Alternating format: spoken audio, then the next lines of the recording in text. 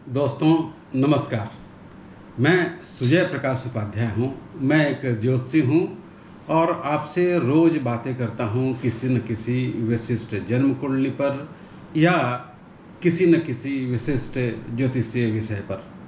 आज आपके सामने जो कुंडली दिख रही है, यह कुंडली शहीद आजम भगत सिंह की कुंडली है। शहीदों के मज़ारों पर लगेंगे हर वर्ष मेले, वतन पे मरने वालों का यही आखिरी निशान होगा। भगत सिंह का नाम सुनते ही हम सबके मन में एक विशेष तरह का साहस, एक विशेष तरह का शौर्य, एक विशेष तरह का पराक्रम, एक विशेष तरह का हिम्मत, एक विशेष तरह का बुलंद इरादा, तेज ओज, सब कुछ कौंध सा जाता है, दौड़ सा जाता है। देशभक्ति की एक मिसाल का चित्र मेरे दिमाग में उपस्थित हो जाता है जैसे ही हम सब भगत सिंह का नाम सुनते हैं।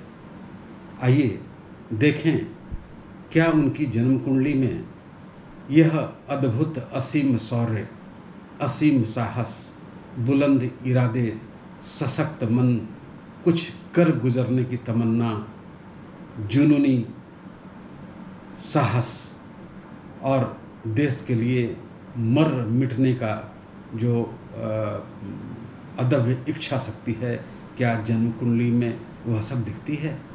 आइए आज हम उनके शौर्य का परीक्षण करें जन्म कुंडली के माध्यम से। जन्म कुंडली आपके स्क्रीन पे आपको दिख रही होगी। यह जन्म कुंडली मकर लग्न की जन्म कुंडली है। इनकी राशि कुंभ है, यानी चंद्रमा कुंभ राशि में बैठा है। और तीसरा भाव, जरा गौर कीजिएगा, तीसरा भाव जिससे हम साहस देखते हैं, जिससे हम हिम्मत दिखते हैं, जिससे हम पराक्रम दिखते हैं, जिससे हम शौर्य देखते हैं, जरा उस पर नज़र डालिए। वहाँ शनि और मंगल है।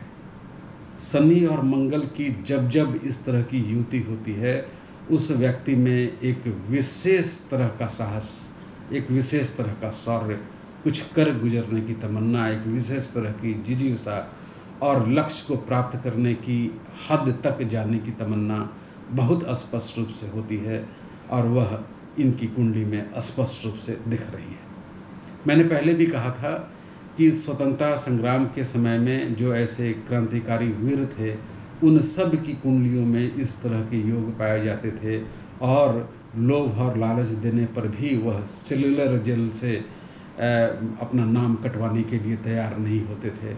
उनको वह प्राप्त कर लेना, वह झेल लेना, वह दुख दारुण सह लेना, वह स्वीकार्य था, लेकिन उनको माफ़ी मांगना स्वीकार नहीं होता था। इनकी जन्म कुंडली में भी शनि और मंगल पराक्रम भाव तीसरे भाव में अवस्थित है। इतना ही नहीं है इनकी कुंडली में, इनकी कुंडली में देखिए कि वह जो पराक्रम भाव का स्वामी बृहस्पति है, वही पूर्ण दृष्टि से देखता है। और इतना भी काफ़ी नहीं है, सूर्य भी पूर्ण दृष्टि से उस पराक्रम भाव को देखता है।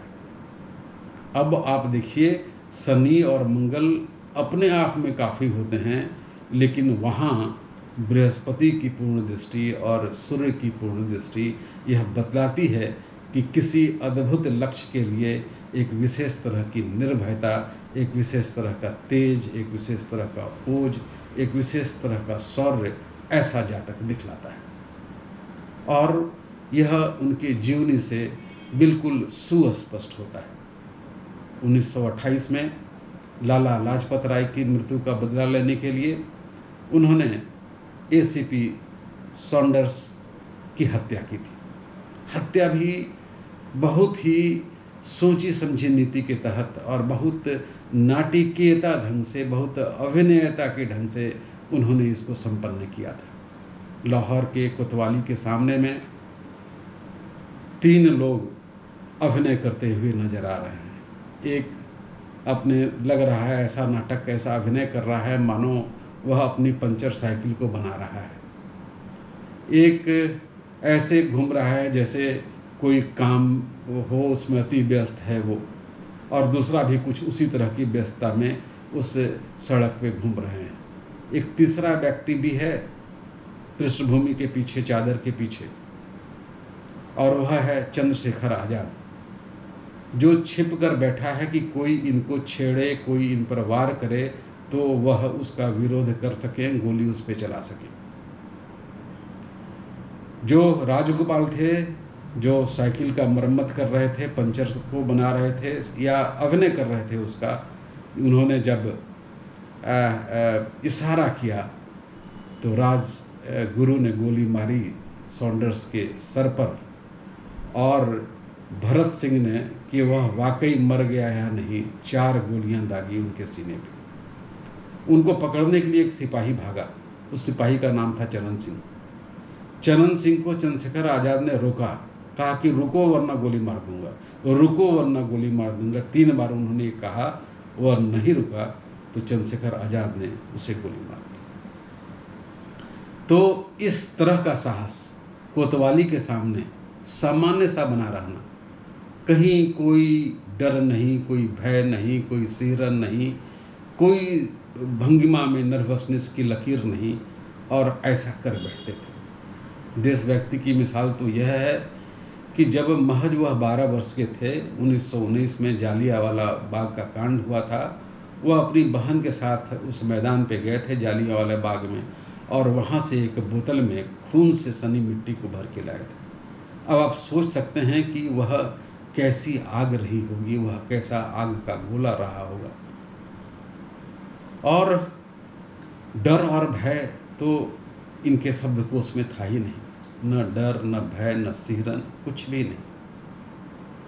बात 30 दिन पहले की है, जब इन्हें फांसी पे लटकाया जाना था। ये अपने भाई को पत्र लिख रहे हैं, और पत्र लिखने के क्रम में एक गज़ल, एक नज़्म पेश करते हैं, जिसको मैं आपके साथ शेयर करना चाहता हूँ। क्या कहते हैं वो कहते हैं कि उन्हें यह फ़िक्र है हरदम, उन्हें यह फ़िक्र है हरदम कि नई तर्जे जफ़ा क्या है। तर्जे जफ़ा मतलब जुल्म का तरीका क्या है, नई तर्जे जफ़ा क्या है। हमें शौक़ है कि देखें सितमे इंतहा क्या है। जुल्म की पराकाष्ठा क्या हो सकती है, हमको देखने का शौक़ है। हमें शौक़ है देखें सितमे इंतहा क्या है। दहर से क्या खफा रहे, दहर मतलब वक्त, समय, संसार। दहर से क्या खफा रहें, चरख का क्या गिला करें। चरख एक ऐसा तख्ता जिस पे तोप रखा जाता है, तो चरख का क्या गिला करें। सारा जहां अद्दू सही, अद्दू मीन्स शत्रु, सारा जहां अद्दू सही। आओ मुकाबला करें, आओ मुकाबला करें। अब सोचिए, कुछ दिन बाकी हैं फांसी के, और उनके अंदर साहस की यह लहर दौड़ रही है। उन्हें जुल्म की इंतहा का इंतजार है, और उन्हें लगता है कि सारा संसार भी अद्दू हो जाए, शत्रु हो जाए, दुश्मन हो जाए, फिर भी मुकाबला करने का जो फुतूर है, जो जुनून है, वह कायम रहना चाहिए। सेंट्रल असेंबली में बम फेंकना, पर्ची फेंकना, और उसके बाद साहस से खड़े रहना, भागना नहीं। फांसी की बात हो तो इन्होंने साफ मना कर दिया था कि फांसी को माफ़ कराने की कोई प्रक्रिया नहीं होनी चाहिए। यद्यपि उनकी इच्छा के बगैर वो प्रयास किए गए जो सफल नहीं हुए। अंततः 31 मार्च 1931 को सिपाही इनके कमरे में गया और कहा कि चलिए। वो उस समय में लेनिन की जीवनी पढ़ रहे थे। बोले, अम्मा यार, जरा एक क्रांतिकारी को दूसरे क्रांतिकारी से मिलने तो दो। और थोड़े क्षण के बाद किताब को आकाश में उछाला और कहा, चल भाई। और फिर रंग दे बसंती चोला, माई रंग दे बसंती चोला कहते हुए हंसते हंसते फांसी के तख्ते पे लटक गए। ऐसे वीर, ऐसे शहीद, ऐसे पूत, ऐसे भारतीय सपूत को लाख लाख नमन है, कोटि कोटि नमन है। यह रही बात भगत सिंह की जन्म कुंडली के विश्लेषण की। इनका जो चंद्र कुंडली है, उससे देख के जो दूसरा भाव होता है, जो भयंकर दुर्दांत सुनफा योग बनता है, चंद्रमा से दूसरे में शनि और मंगल का होना वह फांसी जैसे मृत्यु का द्योतक है, क्योंकि चंद्रमा से दूसरा भाव मारक भाव होता है।